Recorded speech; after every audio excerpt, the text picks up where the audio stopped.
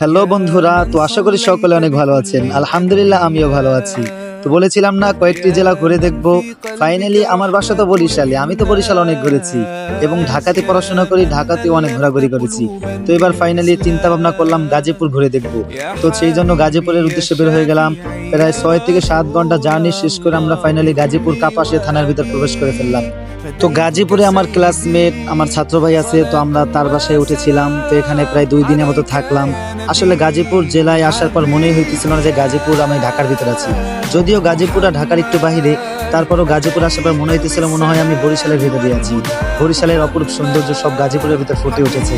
গাজীপুরের গাছপালা, তারপর নদী নালা ইত্যাদি সব বরিশালের মতনই, অনেক ভালো লাগছে। তো আমি এই গ্রামে এসে একটা জিনিস লক্ষ্য করলাম, এত চারদিকে এত কাঁঠাল কেন। আমি আমার বন্ধুকে জিজ্ঞেস করলাম, কিরে তোদের গাজীপুর কি কাঁঠালের জন্য বিখ্যাত? বলে না, এখানে গাজীপুরে কাঁঠাল ভালো হয়, সেজন্য সবাই কাঁঠাল গাছ লাগায় এবং কাঁঠাল অনেক বেশি পাওয়া যায়।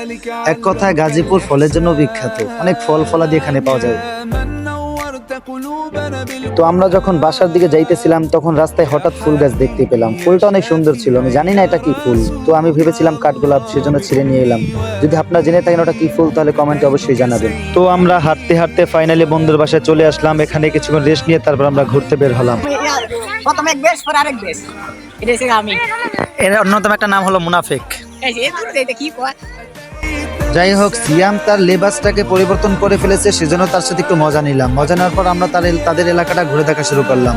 তো বাদ মাগরিব আমরা একটা মেলার কাছে চলে আসলাম। এখানে একটা মেলা হইতেছিল, মেলাটার নাম ছিল বাণিজ্য মেলা 2025। তো আমরা মেলার ভিতরে কেমন মেলাটা সেটা দেখার জন্য মেলার ভিতর প্রবেশ করলাম। প্রথমে আমরা টিকিট ক্রয় করলাম, টিকিট ক্রয় করার পর আমরা মেলার ভিতর প্রবেশ করলাম।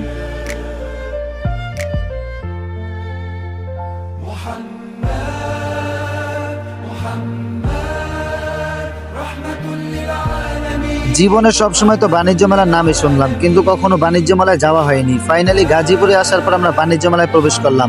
আলহামদুলিল্লাহ বাণিজ্য মেলার ভেতরে পরিবেশ অনেক সুন্দর ছিল, মনোরম পরিবেশ, সুন্দর ছিল, চাকচমকপূর্ণ ছিল।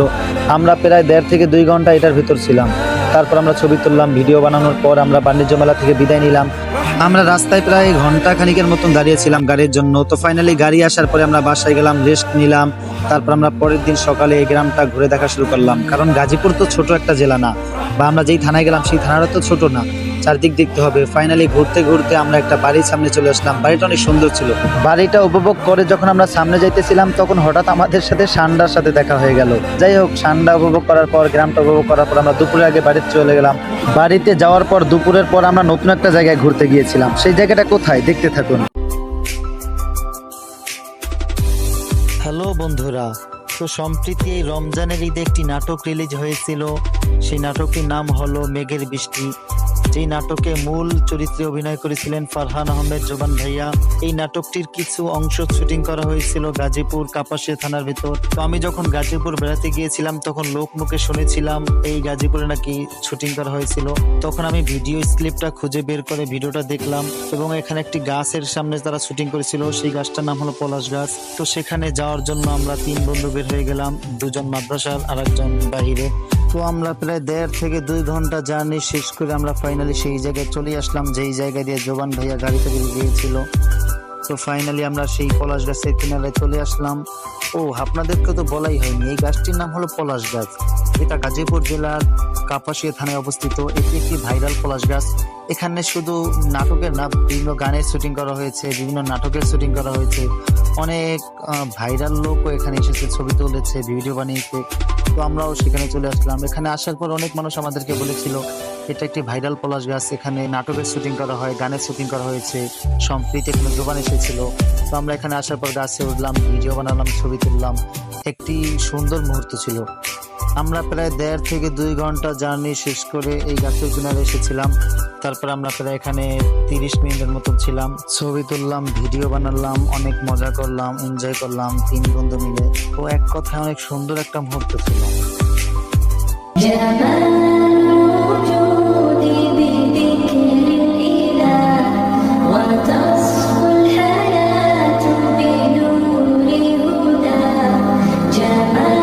তো ফাইনালি আমরা ভিডিও বানানোর পর, ছবি তোলার পর, অনেক ঘোরাফেরা করার পর আমরা এই গাছের কিনারা থেকে বিদায় নিলাম। তো অনেক ভালো লাগার মতো একটি মুহূর্ত ছিল, সব সময় হৃদয়ে গেঁথে থাকবে এই গাছটির কথা, মনে থাকবে সব সময়। তো আপনারা যারা এখনো আসেন নাই, আপনারা চাইলে গাজীপুর আসার পর কাপাসিয়া থানায় এসে এই গাছটির কিনারে ঘুরে যেতে পারেন। দেখবেন অনেক সুন্দর মনোরম পরিবেশ, অনেক ভালো লাগবে ইনশাআল্লাহ।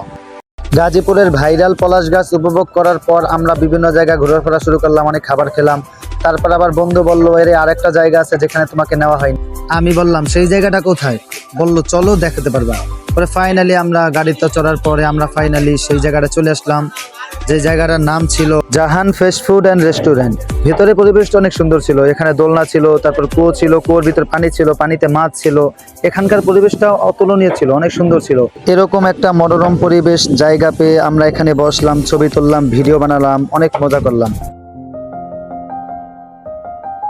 बरसों हो गए बिछड़े, अब साथ नहीं हो तुम, फिर ऐसा क्यों लगता है जहां मैं हूं वहीं हो तुम। क्या करूं मैं अपनी उंगलियों का, किसी की भी तस्वीर बनाऊं तुम्हारी बन जाती है। ये सिर्फ मेरा पागलपन है या तुम भी मेरे लिए पागल थी।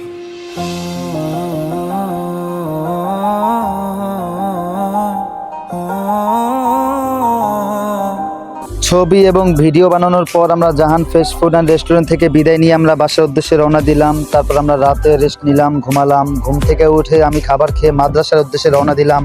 তো আমার বন্ধুর বাবার সাইকেল ছিল, সেই সাইকেলে করে আমরা বাস স্ট্যান্ড পর্যন্ত গিয়েছিলাম, কারণ বাসা থেকে বাস স্ট্যান্ড অনেক দূরে ছিল। তো বাস স্ট্যান্ড পৌঁছানোর পর আমরা আধা ঘন্টা পর্যন্ত বাসের জন্য অপেক্ষা করেছিলাম। ফাইনালি বাস আসার পর আমি বাসে উঠে এবং মাদ্রাসার দিকে রওনা দিলাম। অনেক মিস করব এই গাজীপুর জেলাটাকে, এই কাপাসিয়া থানাটাকে এবং কাপাসিয়া থানার মানুষদেরকে এবং এই জায়গাগুলোকে অনেক মিস করব।